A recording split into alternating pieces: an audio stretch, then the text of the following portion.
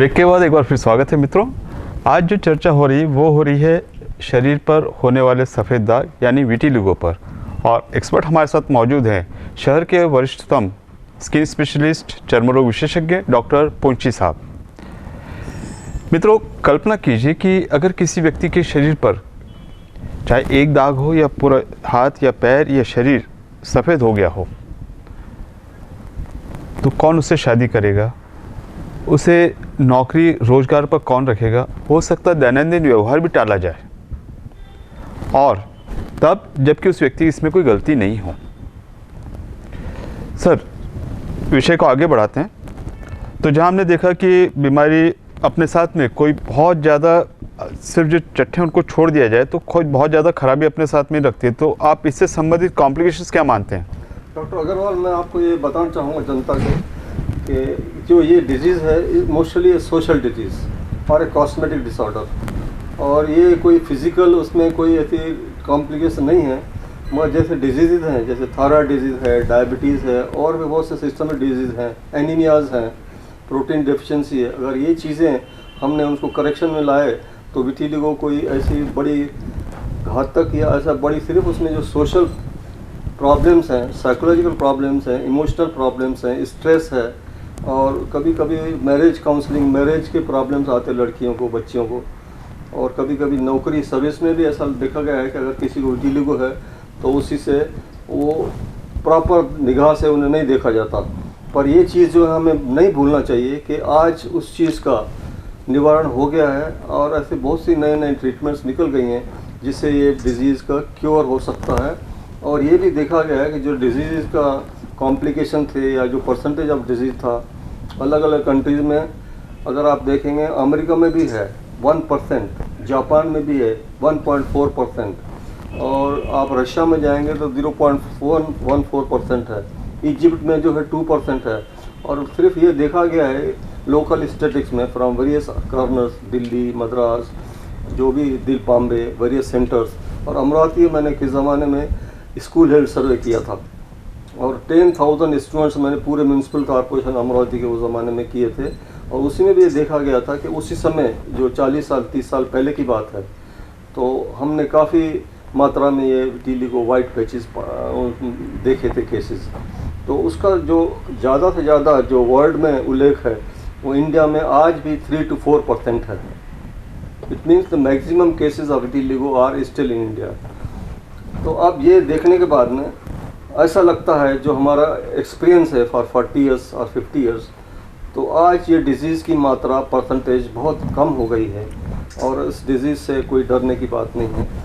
तो ये चीज़ें मैं आपको बताना चाहता था, और आपको ये सिटी चैनल के माध्यम से जो ट्रीटमेंट है, बहुत सी ट्रीटमेंट्स निकल पड़ी हैं, और सिर्फ ये है। मित्रों, डॉक्टर पुंची साहब जिस बात का उल्लेख कर रहे हैं कि बीमारी अपने आप में बहुत घातक या जानलेवा नहीं है। जिस तरह से हमने देखा है कि बीमारी के जो लक्षण होते हैं कि शरीर के विभिन्न भागों में सफ़ेद दाग या चट्टे होते हैं जो मात्र हमारी आँखों को नहीं सुहाते हैं, और इसी वजह से जिस व्यक्ति को ये विटिलिगो हुआ है वह या तो समाज द्वारा बहिष्कृत हुआ है या अपने आप वो समाज से कट के रहता है। आप कल्पना कीजिए कि स्कूल में जो अगर कोई छात्रा या छात्र जा रहा है और उसके साथ में कोई बैठने के लिए इनकार कर रहा है, या वहाँ के टीचर्स या वहाँ के शिक्षक उस छात्र या छात्रा को अलग नज़र से देखते हैं, तो सोचिए उसके व्यक्तित्व पर, उसकी मानसिकता पर क्या फ़र्क पड़ेगा। नौकरी रोजगार में मात्र किसी को नकार दिया जाए या कम वेतन दिया जाए तो निश्चित तौर से मनोवैज्ञानिक रूप से ये उसके लिए बड़ी धक्कादायक बात होगी। और सबसे बड़ी बात कि हालांकि बीमारी किसी भी उम्र में हो सकती है, पर मुख्य इसका जो तो 20 साल के पहले होती हैं, और यही अमूमन हमारे यहाँ शादी की उम्र होती है। जिस बीमारी के साथ ये एक आम धारणा जुड़ी है कि यह कहीं लेप्रेसी या कुष्ठ रोग तो नहीं है, तो किसी विवाह योग्य युवक या युवती के शरीर पर अगर एक छोटा सा धब्बा दिखाई दे तो निश्चित तौर से दूसरे लोगों के लिए स्वीकार्य नहीं होगा। तो बहुत बड़ी अड़चन शादी और विवाह के, और इसके लिए हो सकता है कुछ हद तक समझौता करना पड़े, कॉम्प्रोमाइज़ करना पड़े, तब जबकि पीड़ित व्यक्ति का इसमें कोई दोष नहीं है। उस परिवार में जहाँ एक या दो लोग इससे पीड़ित है, वो परिवार तो अपने आप समाज से कट गया है। मित्रों, इस कार्यक्रम के माध्यम से हमारी हमेशा से कोशिश हुई है कि जो गलत धारणाएं समाज में व्याप्त हैं, जिनका कोई सामाजिक जो वैज्ञानिक आधार नहीं है, उन्हें हमें अपने मन से निकालना चाहिए। इस कार्यक्रम में हमने कहा कि जिन लोगों को विटिलिगो या ऐसे सफ़ेद धब्बे हैं, वो आप और हमारी तरह पूरी तरह से नॉर्मल हैं, चाहे शारीरिक तौर से या मानसिक तौर से या बौद्धिक तौर से। इन्हें किसी तरीके को उपेक्षा, तिरस्कार या बहिष्कार ना करें। ये आपके और हमारे जैसे एक प्यार और चाहत की कामना रखते हैं, जिसे देना हमारा कर्तव्य बनता है। मित्रों, यूँ तो ये सर की तारीफ होगी, पर कल्पना कीजिए 40-50 वर्ष पूर्व जब सर ने प्रैक्टिस शुरू की थी, तो इस बीमारी का, जिसका शरीर पर कोई बहुत ज़्यादा दुष्प्रभाव नहीं होता है, घातक नहीं होती है, जानलेवा नहीं होती है, उस समय सर ने रिसर्च कर इस विषय को राष्ट्रीय और अंतर्राष्ट्रीय विषय स्तर पर पहुंचाया। 100 से अधिक शोध प्रबंध प्रस्तुत किए और जो मेडिकल दुनिया में एक जो प्रतिष्ठित पब्लिकेशन, जेपी पब्लिकेशन, वहाँ पर सर की बुक पब्लिश हुई है। मैं चाहूँगा सर कि आप इस बुक को हमारे दर्शकों के सम्मुख प्रस्तुत करें।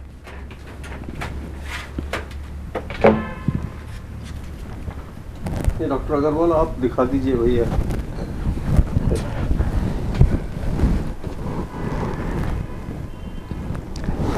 मित्रों, इसमें न केवल इस पुस्तक की बात है, हमारे गर्व की बात है कि किसी भारतीय चर्मरोग विशेषज्ञ द्वारा इस विषय पर लिखी गई ये पहली पुस्तक है। और इसको जब मैंने अंदर से खोला तो इसका जो प्रस्तावना लिखी थी वह विश्व के जाने माने इस विषय के जो विशेषज्ञ हैं उनके द्वारा लिखी गई थी, जिसमें उन्होंने बहुत स्पष्ट तौर पर डॉक्टर पुंशी साहब की तारीफ की है कि इस देश में इस विषय पर इस तरह का शोध करने वाला यह व्यक्ति लोगों के लिए प्रेरणा का कारण बनेगा। और सर, निश्चित तौर से इस काम के लिए हम आपका अभिनंदन करते हैं और साथ में शुक्रिया भी अदा करते हैं। डॉक्टर साहब धन्यवाद। मैं तो ऐसा कुछ नहीं, मैं सिर्फ जनता की सेवा के लिए सब किया है जो कुछ किया है, और मैं आगे भी करता रहूँगा। और इस किताब से या जो कुछ मैंने किया है तो ये अम्बा माता की ही कृपा है और ये अमरावती का ही गौरव है। मेरा कुछ नहीं है, मैं आप सबका सेवक हूँ और सेवा करता रहूँगा। धन्यवाद डॉक्टर अग्रवाल। सर, आपकी नम्रता का हम आदर करते हैं। विषय को आगे बढ़ाते हैं। तो अब जब हमने डायग्नोस कर लिया, पता चला कि किसी व्यक्ति को विटिलिगो है, तो उसके उपचार संबंधी आप क्या सलाह देंगे? देखिए, उपचार जो है वो कोई ऐसी बड़ी बात नहीं है। आज जो इस डिजीज़ का बहुत से उपाय हो चुके हैं, जैसे मेडिकल है, सर्जिकल है, टैटूइंग है, कॉस्मेटोलॉजी है, और ऐसी बहुत सी चीज़ें हैं जो आज उसको स्किन ग्राफ्टिंग है, मेलानोसाइट ग्राफ्टिंग है। तो आज इस मरीज़ को 80 to 90% पैचेज जो हैं, उनके धब्बे हैं, वो क्योर किए जा सकते हैं और कभी कभी 100% भी क्योर होते हैं। और मैं आपको बताऊंगा, जो ट्रीटमेंट थी पहले ज़माने में 5000 ईयर्स बैक, अथर्ववेदा में जो लिखा हुआ है, बाउची प्लांट जो हमारे आयुर्वेदिक में आज भी यूज़ होता है, और वही प्लांट दूसरे कंट्रीज़ में था, उसका नाम अलग था। जैसे इजिप्ट है, जैसे उसको प्लांट को बोलते थे अमीमेजस प्लांट। अब ये आज भी बाउची सीड्स या ब्लैक सीड्स, उनका पाउडर, उनका लोशन, उनका लेप लगाया जाता है और बहुत सी बार उससे अच्छा होता है। मगर आज रिसर्च होने से जो साइंस का बड़ा उत्पन्न हुआ, प्रोग्रेस हुआ, तो हम लोगों ने सिंथेटिक सोलालिन्स बनाए, और जिसका 2 कंपाउंड्स हैं मेजर, ट्राईमिथाइल सोलालिन और 8-मिथॉक्सीसोलालिन। उसकी टेबलेट्स, उसका लोशन, और ये खाने के बाद में 2 घंटे के बाद में, उस ज़माने में क्या था, बाउची सीड्स लेने के बाद में 2 घंटे के बाद में सूर्य के किरण में पेशेंट को एक्सपोज किया जाता था। तो वो सूर्य किरण से मेलानोसाइट डिवाइड होते थे और वो ब्लैक जो पैच था, वाइट पैच, वो धीरे धीरे करके वो वाइट जो है वो ब्लैक होता था। तो आज भी पद्धत वही है, मगर आज हम लोग उसको फोटोथेरेपी बोलते हैं। तो आज उसके लिए आर्टिफिशियल लैम्प्स खोले गए हैं। तो आर्टिफिशियल लैम्प, पहले उसको 2 घंटे पहले गोलियां दे रही, सपोज हमने 8 बजे सुबह को दिया, तो 10 बजे हम 5 या 10 मिनट वो पैच को वो लाइट एक्सपोज करते हैं, जिसे हम फोटोथेरेपी बोलते हैं। तो फोटोथेरेपी जो है वो जैसे हम सूर्य के किरण हैं, वैसे वो आर्टिफिशियल किरण है। और कभी कभी ये भी देखा गया है कि फोटोथेरेपी के बहुत से साइड इफ़ेक्ट भी हैं। तो ये है पुराने ज़माने की दवाई। मगर आज इस फोटोथेरेपी प्रोसेस में करते करते उन्होंने फोकल जहाँ पैच है वहाँ उनका वहाँ that is known as selective phototherapy, और वहाँ उसको एक्सपोज किया जाता है और वो एक एक पैच वाइज से एक्सपोज किया जाता है और वहाँ वो ब्लैक से ब्लैक होते जाते हैं। उसके बाद में ये चीज़ हुई, उसके ऊपर जो रिसर्च हुई उसके बाद में नैरो यूवी बैंड थेरेपी, तो वो आज भी वो सबसे ज़्यादा अच्छी थेरेपी वही है। और ये होते होते उसके बाद में जो रिसर्च होती गई, तो जैसे टैटूइंग है, जो ज़माने में जो गोंदे थे वो ज़माने में, तो आज भी कभी कभी जो हम वाइट पैचेस हैं उनके समझो रिस्पांस नहीं होता, या किसी की एकदम मैरिज होने वाली है या इंटरव्यू होने वाला है, तो इमीडिएटली जो प्रोसेस है, इमीडिएट सोल्यूशन है, वो टैटूइंग कर देते हैं हम। और उसमें अलग अलग कलर्स हैं, तो वो जो बेसिक कलर ऑफ स्किन है उसके साथ वो मैच किया जाता है और वही कलर वही पैच में डाला जाता है। पर उसका प्रॉब्लम ये है कि वो 2 साल में उसके बाद में वो कलर फेंट हो जाता है। तो ये चीज़ें जो हैं आज की जाती हैं। और सर्जिकल ट्रीटमेंट जो है आजकल बहुत उसका ये रिसर्च हुआ है, और आज जो हम पिगमेंट सेल्स हैं जिससे मेलानोसाइट्स हैं, उसी का ग्राफ्टिंग भी होता है पैच का, और उसी का जो है मेलानोसाइट ट्रांसप्लांट बोलते हैं हम। वहाँ वाइट पैच में वो मेलानोसाइट्स कल्चर किए जाते हैं और वहाँ वो ट्रांसप्लांट किए जाते हैं, और धीरे धीरे करके वहाँ वाइट पैच जो है वो ब्लैक आता है और उसी से स्टिमुलेट होता है पिगमेंट, और नए पिगमेंट सेल्स फॉर्म होते हैं और वो वाइट पैच जो है वो ब्लैक हो जाता है। तो ये चीज़ें सब निकल गई हैं। और वो ज़माने में कॉस्मेटिक सर्जरी थी ये, और स्किन ग्राफ्टिंग था, उसी का इनोवेशन होते होते आजकल हर चीज़ का इनोवेशंस हो गया, और उसका जो लेटेस्ट रूप है और बहुत ही सकारात्मक है, बहुत पॉजिटिव रूप है। और आजकल जो ट्रीटमेंट है और कॉस्मेटोलॉजी है, ग्राफ्टिंग है, ट्रांसप्लांट्स हैं, उसी से बहुत से हद तक पेशेंट को हेल्प की जा सकती है। और मेरा ख्याल जो है 90 to 90% पेशेंट क्योर होते हैं। तो ऐसा है डॉक्टर साहब। मैं तो 2 चीज़ों का जिनका डॉक्टर पुंची साहब ने उल्लेख किया है, मैं आपकी जानकारी के लिए स्पष्ट कर दूं कि स्किन ग्राफ्टिंग जिस बात की चर्चा की है, तो उसमें मरीज के शरीर के हिस्से की एक त्वचा का भाग लिया जाता है और वहाँ पर उसको प्रत्यारोपित किया जाता है, ट्रांसप्लांट किया जाता है। जब शरीर उसको एक्सेप्ट कर लेता है तो वहाँ पर वो उसी कलर की त्वचा आनी शुरू हो जाती है और वो शायद सफ़ेद धब्बा छिप जाए। दूसरी बात सुनने में हमारे दर्शकों के लिए भली नई लगे, मेलानोसाइट ट्रांसप्लांट की बात की तो मेलानोसाइट यहाँ पर पूरी स्किन से न लेके उसका जो सेल जिसके मैंने उल्लेख किया था कि यही जो सेल होता है ये हमारी त्वचा को रंग या गहरा रंग प्रदान करता है, उसको वहाँ से लेकर प्रत्यारोपित किया जाता है। और यह जब सेल होता है 1 से 2, 2 से 4, 4 से 8 करके ऐसे बढ़ते जाते हैं, तो जो सफ़ेद त्वचा और जहाँ धब्बा है उसको वो काला कर देता है। मित्रों, विज्ञान की प्रगति के साथ में उपचार में काफ़ी प्रगति हुई है, हमारे मरीजों को काफ़ी फ़ायदा हुआ है। लेकिन हम सलाम करते हैं डॉक्टर पुंची साहब जैसे विशेषज्ञों की, जब 40-50 वर्ष पूर्व विज्ञान की उस अवस्था में इन्होंने हमारे उस समय के मरीजों को जो सांत्वना दी थी, तसल्ली दी थी, उपचार किया था।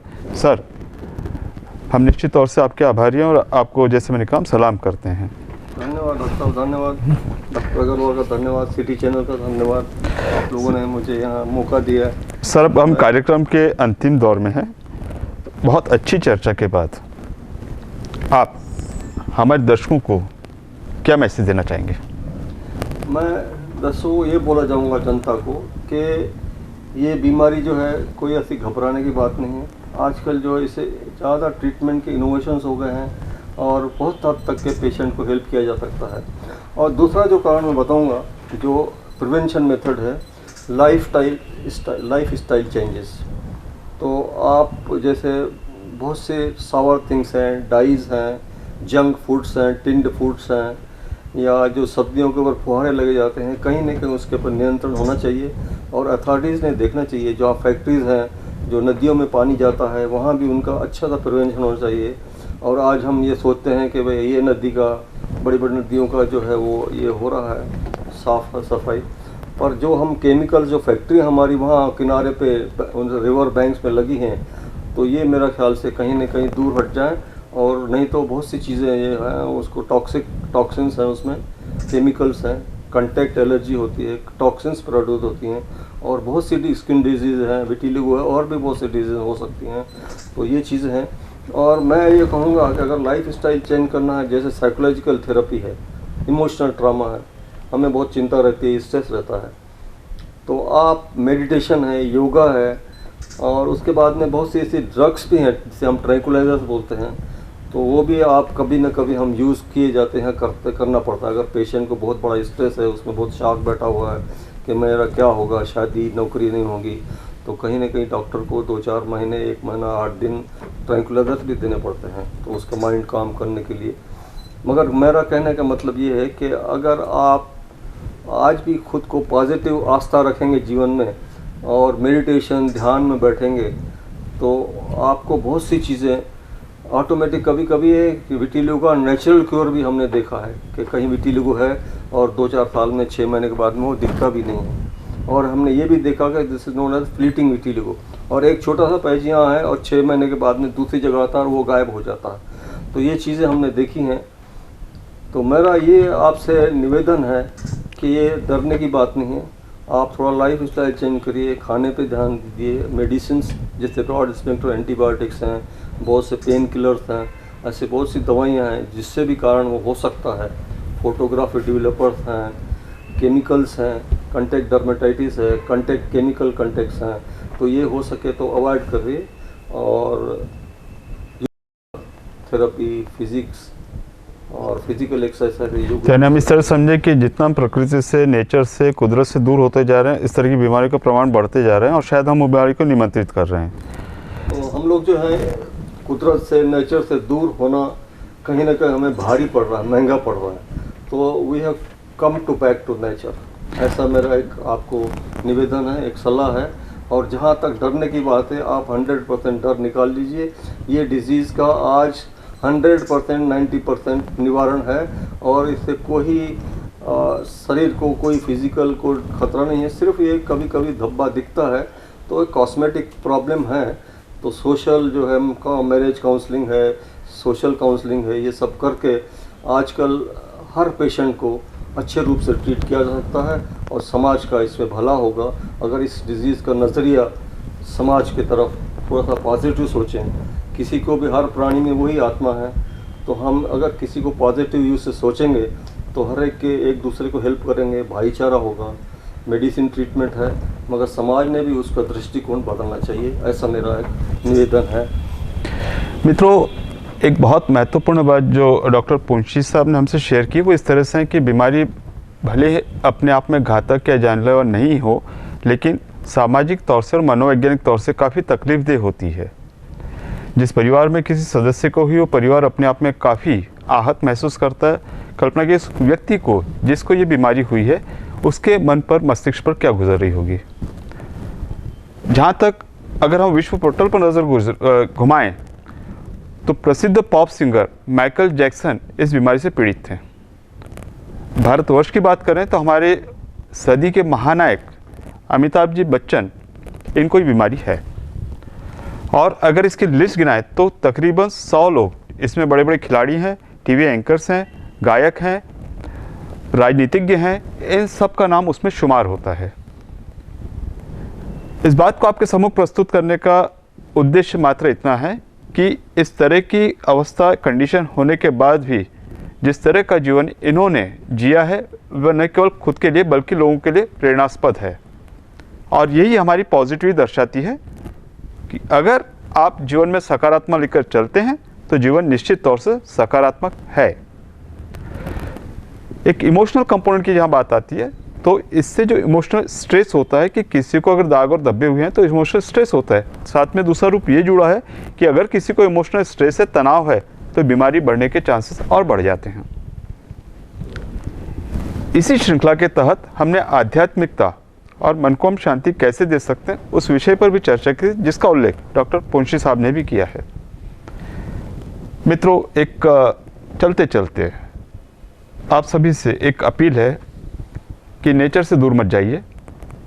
विज्ञान और वैज्ञानिक प्रगति ये हमारी सुविधाओं को जरूर बढ़ा रहा है, लेकिन उसका पर्याय नहीं है।